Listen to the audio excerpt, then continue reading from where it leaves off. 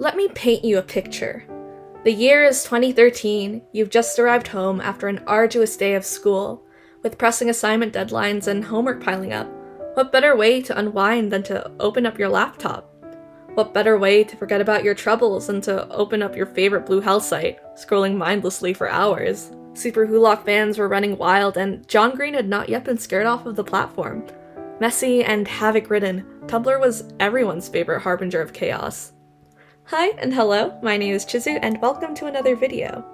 As someone who enjoys reminiscing about the past, I recently recalled my early days on Tumblr, and in doing so, had resurfaced some dormant memories of mine. For example, did you know about the civil war between Fandoms and Hipsters that raged on the site for a couple of years? If you were around Tumblr from 2010 to 2015, you would be no stranger to the hostility between Fandoms and Hipsters, which seemed to come out of nowhere. But before I go on to explain what exactly the Fandoms versus Hipsters feud entailed, I should probably explain who the major players are. There were two dominant sides of Tumblr, the Fandoms and the Hipsters. More modern comparisons to these groups nowadays would probably be Stan Twitter and local Twitter, and straight TikTok and alt TikTok, and so on. The Fandoms versus Hipsters war was not exactly an event or a trend per se. Honestly, I think it would be best described as the backdrop to the rest of the theatrics going down at the time. While this war didn't have an exact timeline in the same way that other notorious Tumblr events did, it did have a great influence on the ways in which Tumblr users at the time interacted with one another.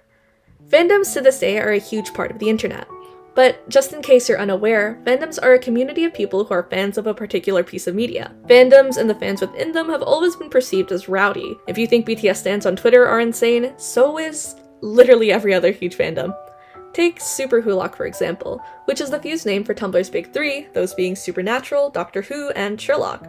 Other notable fandoms included Hannibal, Game of Thrones, Marvel, Harry Potter, and Homestuck, to name a few. Now, superwholocks were definitely a group of people.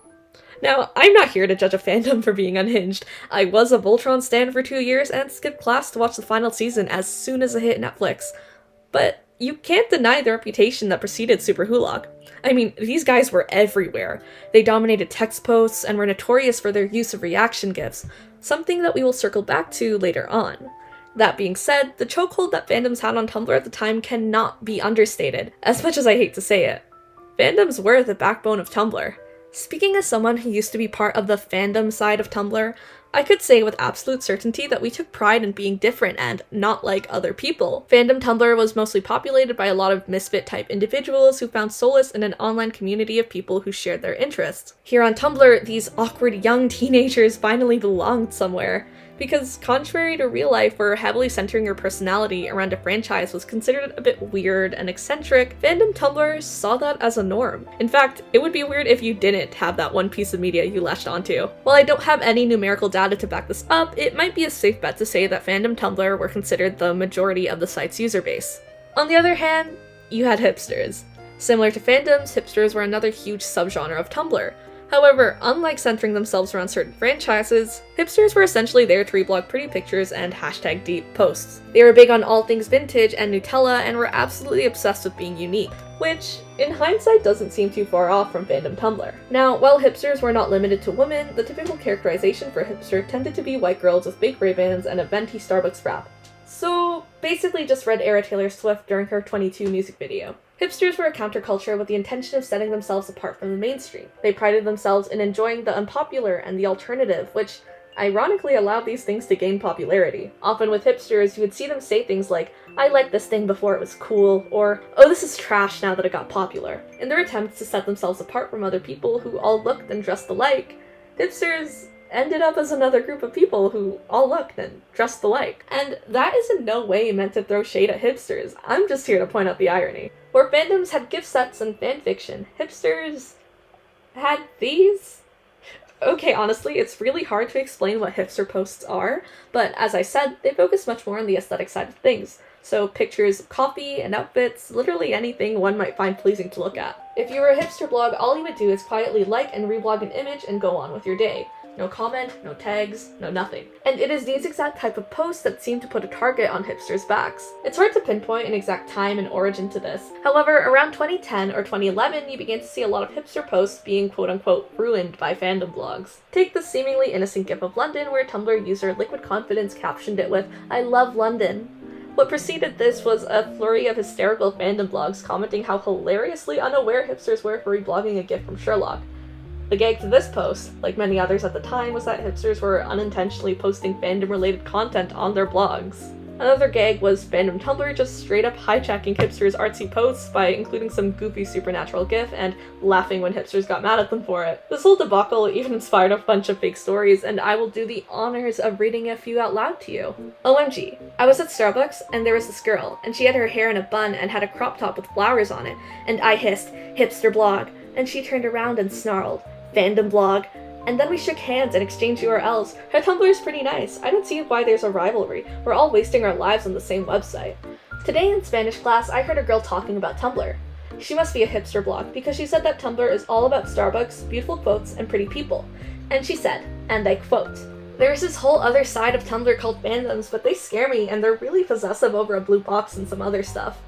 So in one of my classes, there's this girl that is a stereotypical white girl, and she shows up every day 5 minutes late with a Starbucks. But today she came to class on time with messy hair and a Ravenclaw scarf, a Doctor Who shirt, an Aperture Science water bottle, and about 10 other fandoms, and just sat down next to me and said, "I'm so sorry."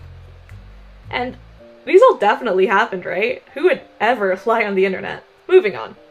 If you haven't noticed already, a lot of the battles in this war were typically incited by fandom blogs. In fact, when looking for posts to use as examples in this video, I really struggled trying to find a post that hipsters hijacked. The only time I've ever seen a hipster blog make the first move is when they make posts complaining about how noxious fandoms are, often being met with fandom blogs attaching a witty reaction picture in response. Fandom bloggers are worse than hipster bloggers, and that really can't be denied.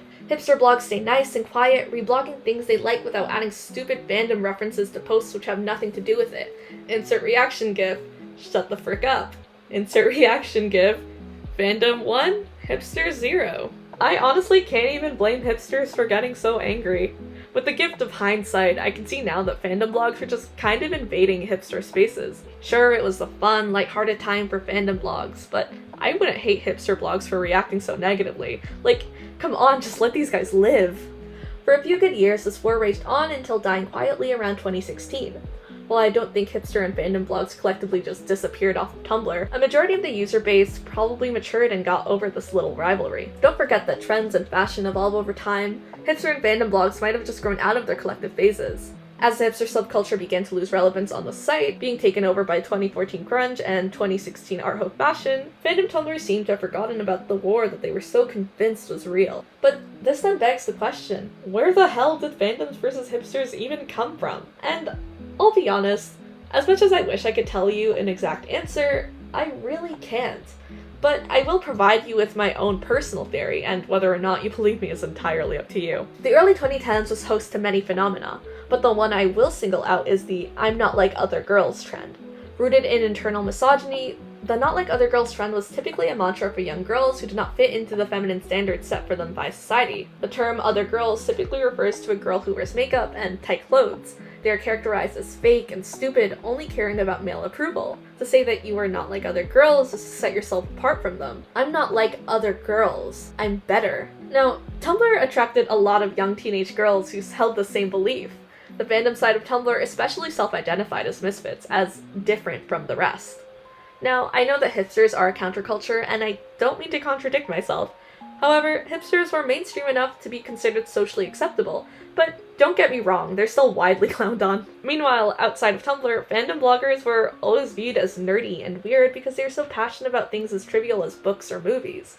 Take a look at this heavily outdated meme that is eerily similar to a me versus other girls styled post. The point I'm trying to make here is that fandoms versus hipsters is simply Tumblr's oddly specific iteration of the broad not like other girls trope, replacing other girls with those cursed hipsters. And this isn't the last time you'll be seeing iterations of the not like other girls trend. I mean, we did have that uwu versus bruh girls thing on TikTok a couple months ago. And trust me when I say that the internet will find another way to compare and put women down for just being themselves. But I hope that isn't anytime soon, because frankly, I'm tired and quite embarrassed for everyone involved. Okay, first of all, if you could hear the fan noise in the background, I wish I could take that out. Unfortunately, I don't have a proper mic and my computer is an absolute weakling, so I hope you didn't mind that. I hope you guys enjoyed the video. I just wanted to talk about this topic since I rediscovered it a few days ago and I thought the entire thing was just kind of weird and a little bit misogynistic, so hopefully you guys learned something new. Or didn't, I don't know. I had to record this video like 2 times, and I ended up using the first footage because that ended up being better, so it was really fun. Yeah, okay. Bye. Like and subscribe, I suppose.